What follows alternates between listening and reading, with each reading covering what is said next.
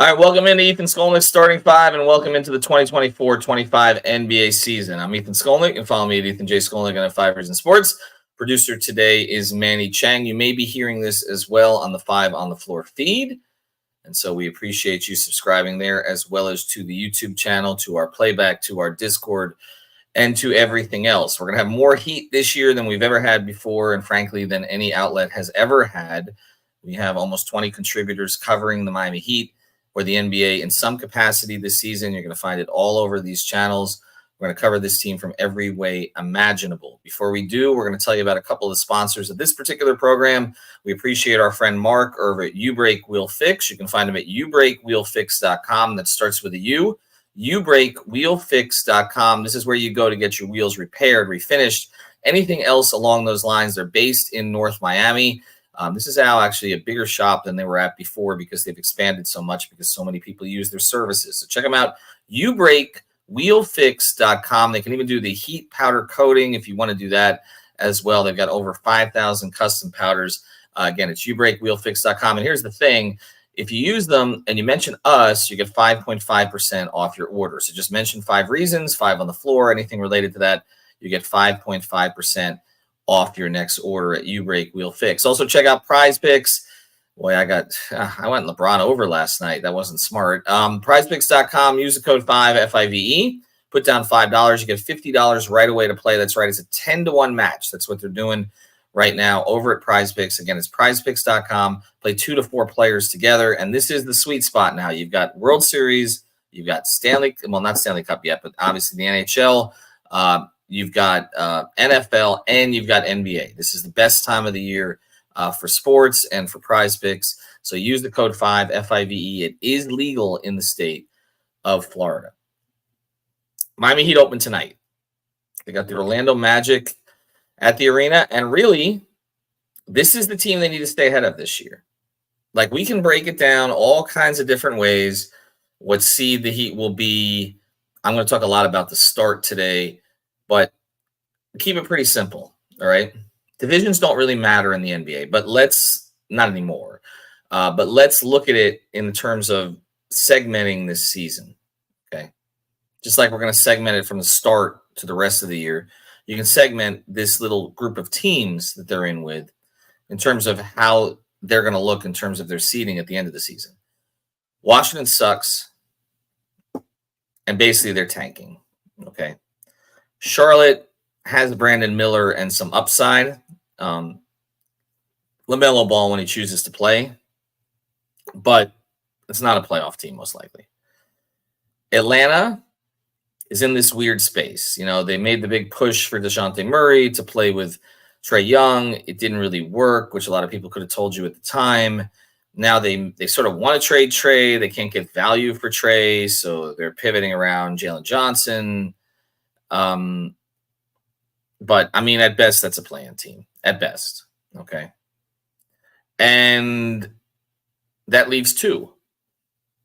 It's the Heat and it's Orlando, and it's pretty damn simple. And thank you, Van Lee, for jumping in here. He's on our Discord server as well in playback. If you win the division against Orlando, you're probably not going to be a playoff team. Probably not going to be a play-in team. Okay, if you win the division, you're probably not going to be a play-in team. Finish ahead of Orlando, you will probably be in the top 6. That's the way I look at it. Because I'm looking at the other teams in the conference, and we saw Boston and New York yesterday. Philadelphia is already having their problems, but they're going to be a playoff team. Milwaukee is my team to drop this year. I have them at the 6th spot. Most people don't. Okay. I look at their core around Giannis and Lillard. Even if you assume health for the 2 of them, which I don't think you can based on recent history. Even if you assume health, Lillard's happiness, their connection, all of that, their 3rd and 4th best players are not what they used to be. And that's Middleton and Brook Lopez. And they don't really have replacements on the roster for either of them. So you're expecting more Bobby Portis, contributions from what? Gary Trent and DeLon Wright? I don't know. And your coach is Doc Rivers. I don't see them as a top 3 team in the East. Some people do. I don't. And then you look at a couple of others. Okay, Cleveland's already lost Strus for 6 weeks. He's important to them because he's a connector for them. They re-signed Okoro at the last second, but they're like two silos, like two islands. Okay. They've got like their front court guys, which is Mobley and Allen, who don't really fit. It's kind of kept Mobley from taking the step that people thought he was going to take. I think he's been overrated in some ways. I love the talent. I don't think he's really fulfilled it. And then you look at the backcourt where, yes, Mitchell's great, but there was all the talk about how if Mitchell came back, that Garland didn't want to be there. They haven't figured out a way to make that thing work. I mean, people talk about the Heat's backcourt of Hero and Rozier, and they got some kinks to work out, and they do. And I'm not saying that they have the high-end talent of a Mitchell-Garland backcourt, but people are acting like the Mitchell-Garland backcourt has been a success. It really hasn't been, not to the degree that it was supposed to be. So they've added a coach in Kenny Atkinson, who I do think is an improvement over JB Bickerstaff, but again, it's going to take him some time to acclimate. So I don't think that they're the guarantee to be, say, a 48-plus win team this year. I think they're another of those teams that's probably in the low to mid-40s. And then you get to Indiana. And on paper, Indiana looks better than they did last year. They've added Siakam. Nembhard had a great summer. They still have Halliburton. Matherin's come back and going to provide scoring for them, most likely off the bench. We'll see how that plays out. But I also think there's going to be a little bit of a crash for them. Halliburton was a big part of their style. I think teams have figured out their style. I think they figured him out.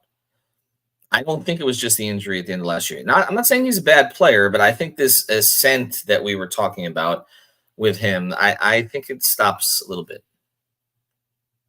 And so I look at them as a team that they better learn how to defend, because I do think teams are going to start to take away Carlisle's offense. So to say all of that, again, it becomes pretty simple to me. Finish ahead of the team that you're playing tonight. Finish ahead of this team, because this team is going to challenge Miami in a lot of different ways. Because what is Miami's weakness? Their offense. Their defense is going to be fine. It doesn't seem to matter what individual defenders put out there.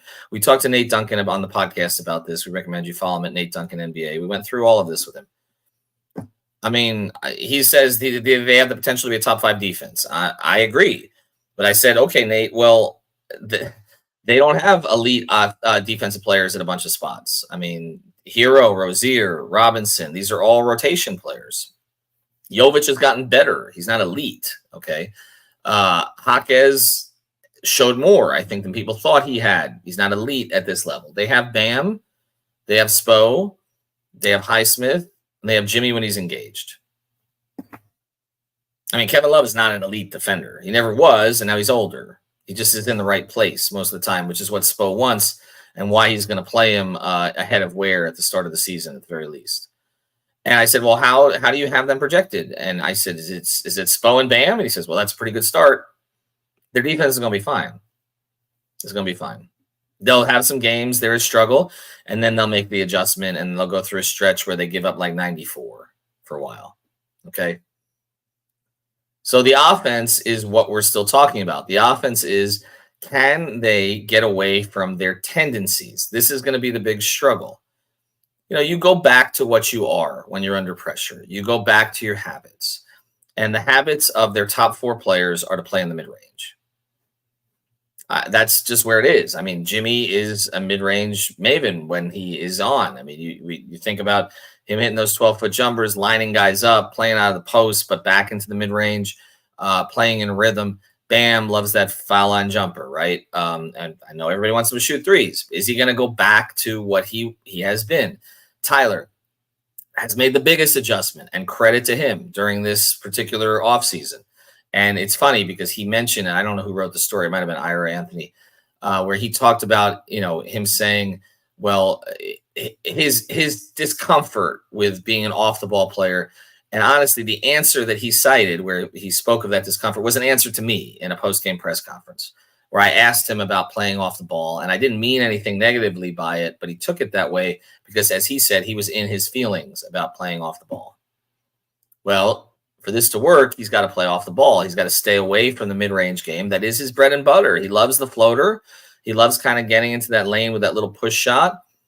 And, he is threes and layups. And instead of saying it, he's not saying it passive aggressively now. like he was. Okay. He's not saying it sort of spitefully. He seems to believe in what they're doing at this point. But again, when you're pressed, do you go back to what you've been? And the same for Rozier. We talk a lot about the adjustments Hero needs to make. You know, Rozier gets in a rhythm. He's going to take up a lot of shots. He is a rhythm player. He's going to have games where he's 0 for 7 from 3, and then he's going to have games where he's hot as hell. It's just who he is. You're going to ride the Rozier roller coaster all season long, okay? But is he going to put guys in position to get away from their habits so that they can fulfill this philosophy that Spoelstra wants, that he has so openly shown during the preseason, which is very different for him? He's been incredibly transparent. The whole idea is we need to get our shit together. We're not worried about whether or not people see it. So now you look at Orlando, and what is Orlando going to do to you? They're going to take you out of what you want to do, because I think they're going to struggle to score also. Okay. I don't see elite offensive talent there. Paolo is a handful, and Franz I like a lot, although he had a bad postseason. Okay. They've extended him. They added KCP, who is a better defensive player than an offensive player. They're going to be really good defensively. They're going to take you out of everything, like I said, that you want to do. How do you adjust to it? So we have a podcast on our YouTube channel. It's going to be on 5RSN NBA as well when I finally get that together, which is called Magic Mania. Jonathan Ramlakan and the guys up there in Orlando. And there's a lot of excitement in Orlando for that team. They are a team on the rise. They made the postseason. This is typically where you learn from what you've done the year before and you take the next step. This is going to be a challenge tonight. And it's just one game, but you do get a little bit of a barometer, sort of like we saw with the Knicks last night. Okay, well, if they're going to beat Boston, they better shut some shit down. And Mikal Bridges better relearn how to shoot, because otherwise he's not going to be worth 1 first-round pick, let alone 4. So I bring this up with Orlando again because I'm segmenting this, and you'll hear all this. I'm going to be on Donna later today as well. I'm segmenting this, okay? The Orlando part, to me, if they finish ahead of Orlando, they'll be a playoff team, okay? Because I think they can clip one of those other teams, whether it's Indiana, Cleveland. I think they'll clip one of them, okay? But the other part of this is Orlando is part of their start. And their start better be healthy here and it's healthy physically, but it better be healthy in terms of the record. Because I'm looking through it. You get the Magic, you get the Hornets, you get the Pistons. Okay. If you win tonight, you can't drop games against the bottom 5 of the East this year. You just can't. There's too many challenges with other teams. The league is honestly with the exception of Boston and maybe OKC, there's nothing elite like we've seen before, but there are a lot of good teams, okay? So anyway, after the Magic, you get the Hornets, you get the Pistons. Then you get the Knicks at home, the Wizards at home on the road, the Kings at home. You cannot lose the games against the Hornets and the Wizards and the Hornets and the Wizards and the Pistons.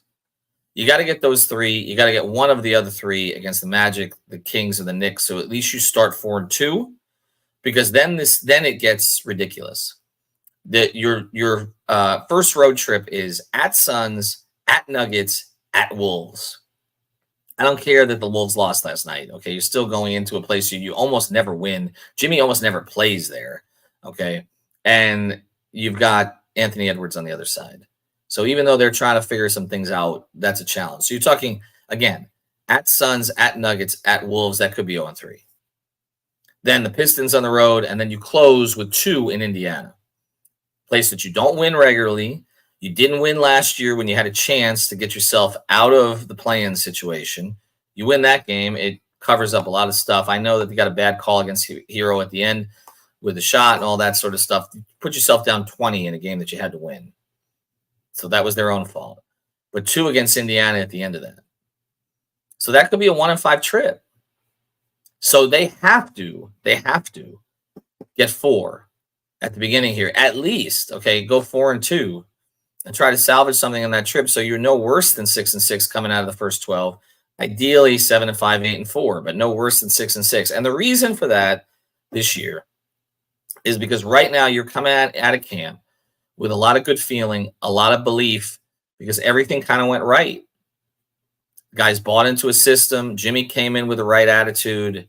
It seems to be a lot of camaraderie between all the guys, again, starting with him. Bam has added what you wanted him to add. Tyler, again, great attitude. He's in great shape. Duncan and Rozier both came in.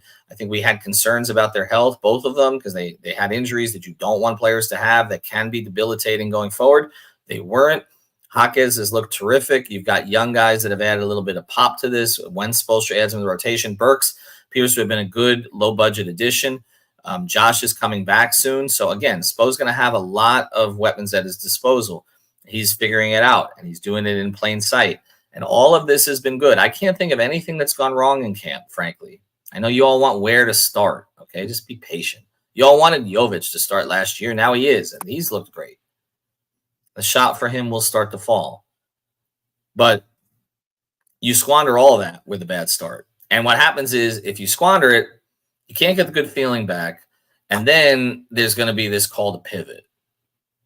If you start 5-7 or something along those lines, okay, and you got a bunch of teams that are starting to push 2-3 games ahead of you in the East, yes, there's plenty of time. There's 70 games left to fix it, but it's not going to seem like that.